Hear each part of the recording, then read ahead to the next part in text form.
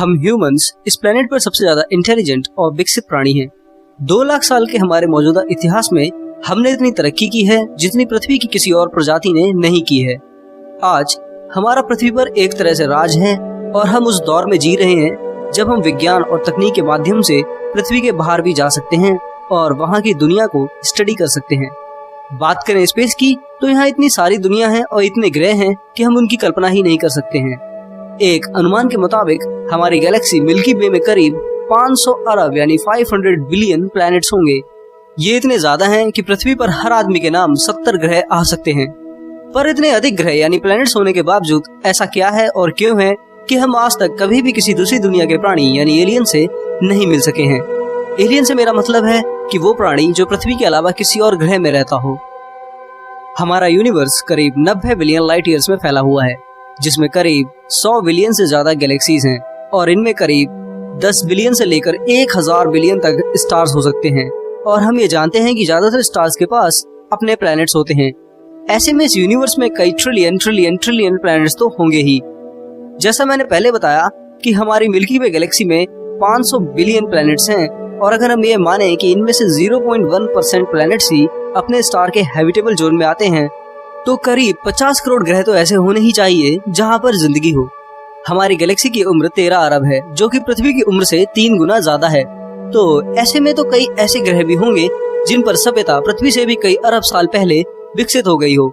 इतने समय में तो उस सभ्यता ने इतना विकास तो कर ही लिया होगा कि वे गैलेक्सी और दूसरे ग्रहों के लोगों से संपर्क साध सके और उनसे मिल सके। जिस तरह हम विकास कर रहे हैं और मात्र कुछ लाख सालों में ही हम आज अंतरिक्ष में दूसरे ग्रहों और जगहों पर जा रहे हैं और टेलीस्कोप से भी देख रहे हैं, तो सोचो कि अरबों साल पुरानी सभ्यता तो हमसे न जाने कितनी आगे होगी और कितना विकास कर चुकी होगी। यह भी हो सकता है कि उन्होंने वो मुकाम हासिल कर लिया हो और अब वह पूरी मिल्की वे गैलेक्सी पर कंट्रोल रखते हो। अगर ऐसी एक भी महान सभ्यता है तो आखिर वो पृथ्वी पर क्यों नहीं आती है? क्यों उन्होंने हमें कभी देखा नहीं है और ना ही हम उन्हें कभी देख पाए हैं?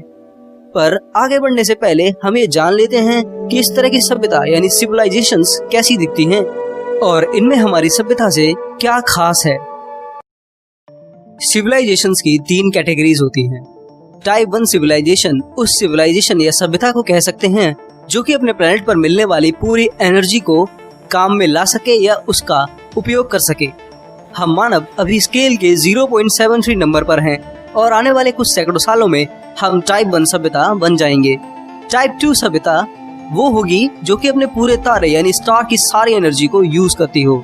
स्टार से जितनी भी एनर्जी मिलती है वह सभ्यता उस पूरी एनर्जी से अपनी मांगों और जरूरतों को पूरी करती है। फिलहाल ये हमें बहुत अजीब लगे पर हम तारों की पूरी एनर्जी डायसन स्फीयर जैसे कॉन्सेप्ट से ले सकते हैं। इसमें हम पूरे स्टार को एक स्फीयर के अंदर ढक देंगे। टाइप 3 सिविलाइजेशन या सभ्यता वो सभ्यता होगी जो कि पूरी गैलेक्सीज को कंट्रोल करती हो और उसके सभी एनर्जी रिसोर्सेज पर उसका हक हो। टाइप 3 सभ्यता इतनी एडवांस है कि ये हमारे लिए भगवान की तरह है। पर ऐसा क्या है कि हमें कम से कम इस सभ्यता का तो पता होना ही चाहिए था, क्योंकि जो सभ्यता गैलेक्सीज को कंट्रोल करती हो तो वह अर्थ पर भी जरूर दिखाई देगी या उसके आसपास भी होगी। इस हिसाब से तो हमें उस सभ्यता के बारे में जरूर पता होना चाहिए था। अगर हम जनरेशन शिप बनाएं जिनमें लोग 1000 साल तक ट्रेवल करें तो हम इस तरह से 20 लाख सालों में पूरी गैलेक्सी को अपनी एक कॉलोनी बना सकते हैं। तो अगर हमें पूरी गैलेक्सी में कॉलोनी बनाने में 20 लाख साल लगते हैं तो जो प्लैनेट्स हमसे कई अरब साल बड़े हैं और उनमें कई अरब सालों से जीवन है, तो इतने टाइम में तो वो अब तक टाइप 3 सिविलाइजेशन भी बन चुके होंगे। तो आखिर वे हैं कहाँ? आखिर गैलेक्सीज अभी तक खाली क्यों पड़ी हैं? कहाँ हैं सारे एलियंस और उनकी सभ्यता? वे हमें क्यों नहीं अभी तक मिले हैं? ये सवाल इतना गहरा है कि इसे साइंटिस्ट फर्मी पैराडॉक्स भी बोलते हैं। तो आखिर ऐसी क्या वजह है जिस कारण हमें एलियंस अभी तक नहीं मिले हैं और क्यों फर्मी पैराडॉक्स अभी तक हमारे लिए एक अजूब पहेली बना हुआ है? आइए कुछ पॉइंट्स इस पर जानते हैं जो आपको सोचने पर मजबूर कर देंगे। सबसे पहले तो हम एलियन से आज तक इसलिए नहीं मिले हैं क्योंकि वे हमसे इतनी दूर रहते हैं कि हम अपनी आज की किसी भी तकनीक से नहीं मिल सकते हैं। अगर हम टेलीस्कोप से भी उन्हें देखने की कोशिश करें तो यह हमारे लिए बेकार ही होगा, क्योंकि टेलीस्कोप से सिर्फ हम ग्रहों का पता लगा सकते हैं। आज भी हम उनकी हाई डेफिनेशन पिक्चर लेने में असमर्थ हैं। इसे समझने के लिए आप चांद का उदाहरण देखें। चांद हमसे करीब 4 लाख किलोमीटर दूर है पर अगर आपको चांद की सतह पर किसी संतरे को देखना है तो उसके लिए आपको पृथ्वी के आकार का टेलीस्कोप चाहिए। उसी तरह अगर आप 2000 लाइट ईयर दूर किसी प्लेनेट पर एलियन को खोजना चाहते हैं तो आपको कम से कम 11 अरब किलोमीटर के आकार का टेलीस्कोप चाहिए, जो कि पूरे सौरमंडल के आकार से भी 15% बड़ा है, यानी 15% टाइम्स बड़ा है। तो ऐसे में टेलीस्कोप से उन्हें खोजना बहुत मुश्किल है, और ये भी जरूरी नहीं है कि हम जिस तरह के प्राणी को खोजना चाहते हैं वही हमें मिले। वास्तव में एलियन हर वह जीवित चीज हो सकती है जिसे हम अपनी कल्पना में भी नहीं सोच सकते हैं।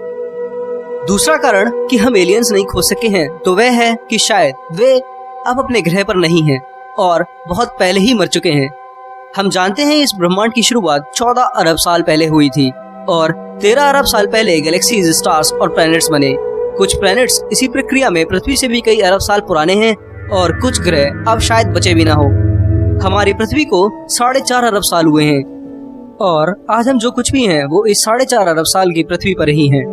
तो वैज्ञानिक मानते हैं कि कुछ ग्रहों पर पृथ्वी की तरह ही जीवन 10 अरब साल पहले पनपा होगा और शायद हमारे पृथ्वी के पैदा होने से पहले ही वहाँ पर जीवन मर चुका होगा।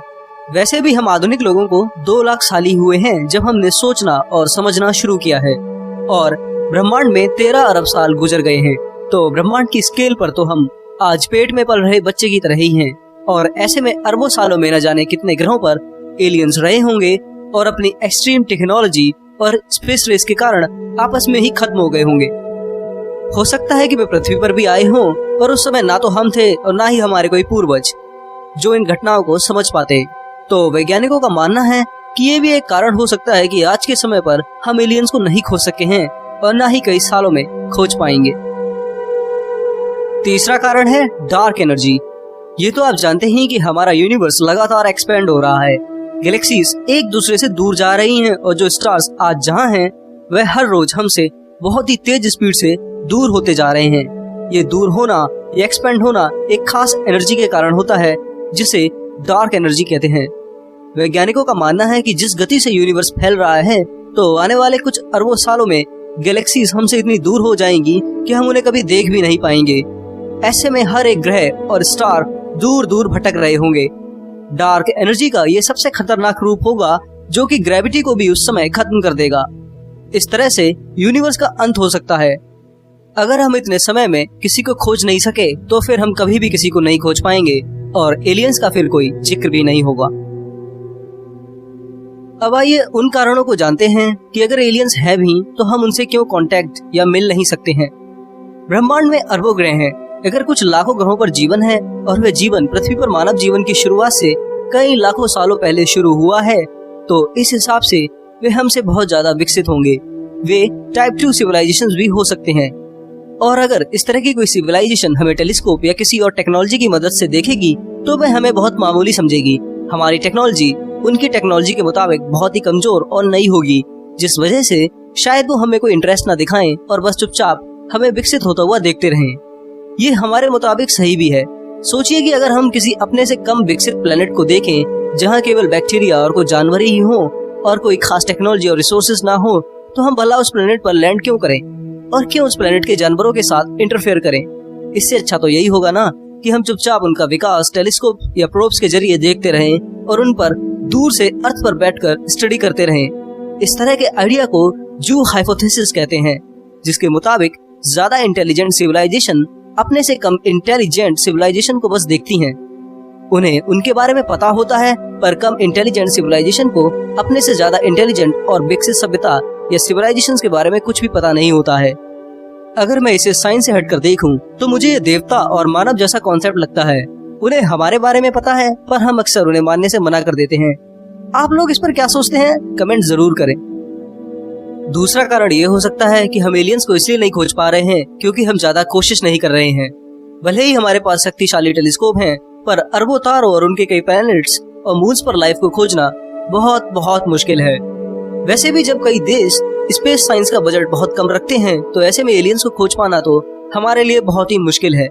सबसे बड़ी दिक्कत तो ये भी है कि कई सारे प्लैनेट्स और मून कई किलोमीटर गहरी बर्फ की परत ओढ़े हुए हैं। इन पर पानी है और लाइफ के होने के सही कंडीशंस भी हैं, पर इन पर इतनी बर्फ है कि हम चाहें इन्हें कितना भी ऑब्जर्व करें या सिग्नल भेजें पर हमें शायद ही कोई लाइफ का जवाब वापस मिल सके। इसका सीधा उदाहरण आप जुपिटर के मून यूरोपा से समझ सकते हैं। इस मून पर लाइफ पनपने की सभी कंडीशंस हैं। एक्सपर्ट्स के मुताबिक एलियंस को ना खोज पाने का तीसरा कारण ये हो सकता है क्योंकि वे हमारी बनी सैटेलाइट्स और रेडियो सिग्नल को पढ़ नहीं पा रहे हों, और ठीक इसी तरह जो सिग्नल वे भेज रहे हैं वो हमारी मशीन्स अभी डिटेक्ट ना कर पा रही हों। वैसे भी यूनिवर्स इतना रहस्यमयी और स्ट्रेंज है, तो ये कारण होना मुझे सही लगता है। आपके इस पर क्या विचार हैं? कमेंट करके मुझे आप बता सकते हैं। दोस्तों, इस वीडियो में इतना ही। यहाँ मैंने फर्मी पैराडॉक्स की बात की है, जिसमें मैंने उन कारणों की बात की है जिनकी वजह से ना तो एलियंस हमें आज तक खोज सके हैं, और अगर खोज भी लिया है तो हमसे मिलना नहीं चाहते हैं। साथ में मैंने उन कारणों का भी जिक्र किया है कि आखिर हम क्यों नहीं खुद जाकर के एलियन से मिल सकते हैं या उन्हें खोज सकते हैं। मुझे उम्मीद है कि वीडियो में दी गई जानकारी आपके काम आई होगी। तो दोस्तों, इस वीडियो को जमकर लाइक करें और शेयर भी करें, और अगर आप चैनल पर नए हैं तो सब्सक्राइब भी जरूर करें। इससे मुझे इसी तरह के साइंस से जुड़े वीडियोस बनाने की मोटिवेशन मिलती है। धन्यवाद।